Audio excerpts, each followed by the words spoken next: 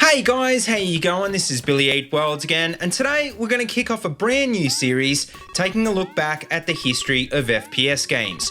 And in part 1, we're going to check out the game that in 1992, most people agree started it all, Wolfenstein 3D. It wasn't actually the first FPS game, but it definitely was the first big hit, and most importantly, it was a huge success for its developers id Software.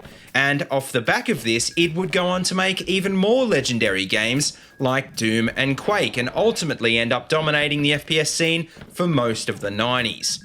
So what is Wolf 3D all about anyway? Well, in a nutshell, it's a very basic World War II FPS game in which you play an American spy named BJ Blazkowicz. And throughout most of the 6 different episodes, your mission is to escape Castle Wolfenstein while taking out as many Nazis and collecting as much treasure as you can. You'll face everything from guard dogs to chain gun wielding enforcers, all who drop different guns which you can then pick up and use. And at the end of each episode, you'll have to beat a boss, which even includes a cybernetically enhanced Hitler himself. Now, like I said, Wolfenstein 3D is pretty simplistic compared to modern shooters, and in fact the whole game was small enough to fit on a single floppy disk. So in other words, don't expect a ton of weapons and don't expect a lot of features we take for granted these days, like for example jumping and reloading.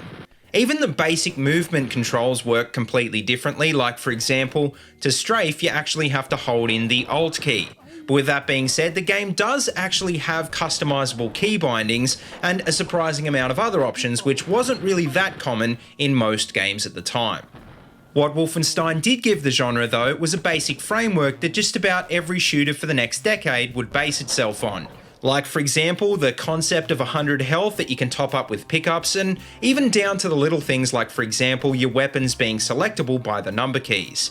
In fact, I'd even go as far as to say that games like Doom, Duke Nukem 3D, Quake, Half-Life and Unreal Tournament are all pretty much built on the same format. And just there, I named 5 more of the most influential shooters ever made, so you can see how important Wolf 3D was in shaping the FPS genre.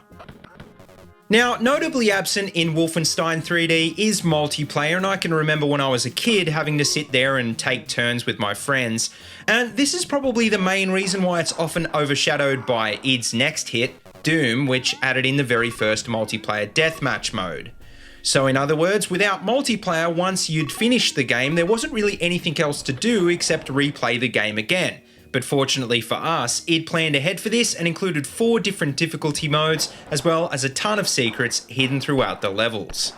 After the initial success of the DOS version, the game didn't end there though, and it actually went on to be ported to just about every major platform. And for the modern gamer, if you don't actually want to download and emulate the original version for free, it's even available on Steam, Xbox 360 and PS3.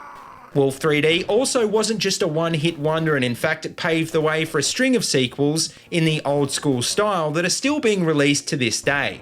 And ultimately I think that's the biggest mark of a legendary game, because not many franchises can say that people are still enjoying the same original format 25 years on. But anyway guys, I think that just about brings us up to date, so let me know what you think in the comments section below, and as always, if you like what you see, don't forget to like, comment and subscribe. Also check out the links in the description below if you want to see any more of my videos, or if you want to support my channel on Patreon, and until next time, see you later, and have a good one.